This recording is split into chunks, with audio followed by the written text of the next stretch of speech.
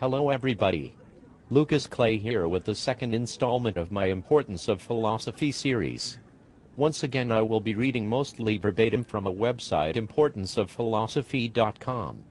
The material is copyrighted by Jeff Landauer and Joseph Rollins and the video was made by me with their permission using extranormal.com. The links are in the information box to my left.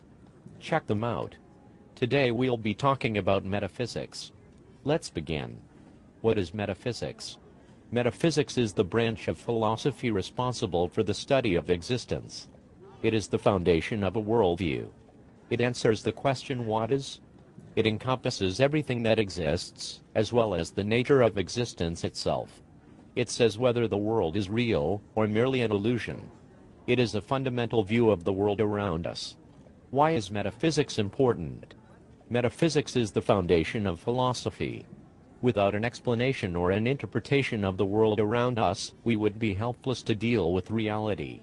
We could not feed ourselves, or act to preserve our lives. The degree to which our metaphysical worldview is correct is the degree to which we are able to comprehend the world, and act accordingly. Without this firm foundation, all knowledge becomes suspect. Any flaw in our view of reality will make it more difficult to live. What are the key elements of a rational metaphysics? Reality is absolute. It has a specific nature independent of our thoughts or feelings. The world around us is real. It has a specific nature, and it must be consistent to that nature. A proper metaphysical worldview must aim to understand reality correctly. The physical world exists, and every entity has a specific nature. It acts according to that nature. When different entities interact, they do so according to the nature of both. Every action has a cause and an effect. Causality is the means by which change occurs, but the change occurs via a specific nature. The basics of metaphysics are 1, axioms 2, existence exists 3, identity 4, consciousness.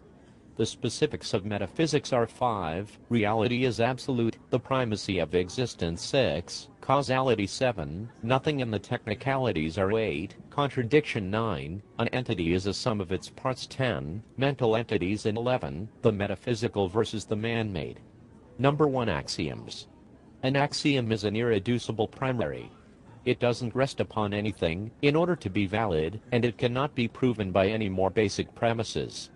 A true axiom cannot be refuted, because the act of trying to refute it requires that very axiom as a premise. An attempt to contradict an axiom can only end in a contradiction. The term axiom has been abused in many different ways, so it is important to distinguish the proper definition from the others. The other definitions amount to calling any arbitrary postulate an axiom. The famous example of this is Euclidean geometry. Euclid was a Greek mathematician who applied deductive logic to a few postulates, which he called axioms. In this sense, axiom was used to mean a postulate which one was sure was true. Later, though, it was shown that his postulates were sometimes false, and so the conclusions he made were equally false. The axiom he used was basing his geometry on a two-dimensional plane. When his work was applied to the surface of a sphere, though, it broke it down. A triangle's three angles add up to 180 degrees on a plane, they do not add up to 180 degrees on the surface of a sphere. The point is, that Euclid's axioms were actually postulates. True axioms are more solid than that. They are not statements we merely believe to be true, they are statements that we cannot deny without using them in our denial. Axioms are the foundation of all knowledge. There are only a few axioms that have been identified. These are, existence exists, the law of identity, and consciousness. Number 2, existence exists. Existence exists is an axiom which states that there is something, as opposed to nothing. At the core of every thought is the observation that I'm aware of something.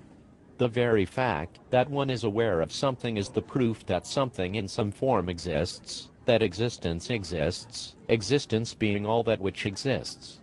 Also, to grasp the thought, I'm aware of something, you must be conscious. Existence is axiomatic, because it is necessary for all knowledge, and it cannot be denied without conceding its truth. To deny existence is to say that something doesn't exist. A denial of something is only possible if existence exists. To exist, an existent, an entity that exists, must have a particular identity. A thing cannot exist without existing as something, otherwise it would be nothing, and it would not exist. In the statement something exists, the something refers to the axiom of identity and the exists refers to the axiom of existence. They cannot be separated, and are like two sides of the same coin or two ways of understanding the same axiom. Number 3, A is A, Aristotle's law of identity. Everything that exists has a specific nature. Each entity exists as something in particular, and it has characteristics that are a part of what it is. This leaf is red, solid, dry, rough, and flammable. This book is white, and has 312 pages. This coin is round, dense, smooth, and has a picture on it. In all three of these cases we are referring to an entity with a specific identity. The particular type of identity, or the trait discussed, is not important. Their identities include all of their features, not just those mentioned. Identity is the concept that refers to this aspect of existence, the aspect of existing as something in particular, with specific characteristics. An entity without an identity cannot exist because it would be nothing. To exist is to exist as something, and that means to exist with a particular identity. To have an identity means to have a single identity. An object cannot have two identities. A tree cannot be a telephone, and a dog cannot be a cat. Each entity exists as something specific, its identity is particular, and it cannot exist as something else. An entity can have more than one characteristic, but any characteristic it has is a part of its identity. A car can be both blue and red, but not at the same time or not in the same respect. Whatever portion is blue cannot be red at the same time, in the same way. Half the car can be red, and the other half blue. But the whole car can't be both red and blue. These two traits, blue and red, each have single, particular identities. The concept of identity is important because it makes explicit that reality has a definite nature. Since reality has an identity, it is knowable. Since it exists in a particular way, it has no contradictions. Number 4, Consciousness. René Descartes famously said, "I think, therefore I am." Descartes argued that consciousness is axiomatic because you cannot logically deny your mind's existence at the same time as using your mind to do the denying. However, his formulation and derivation of the axiom were wrong, in that he assumed one can be aware without something to be aware of. Consciousness is the faculty that perceives that which exists. Ayn Rand said in her book Introduction to Objectivist Epistemology, quote, "Directly or indirectly, every phenomenon of consciousness is derived from one's awareness of the external world. Some object, that is, some content, is involved in every state of awareness. Extrospection is a process of cognition directed outward, a process of apprehending some existent or existence of the external world.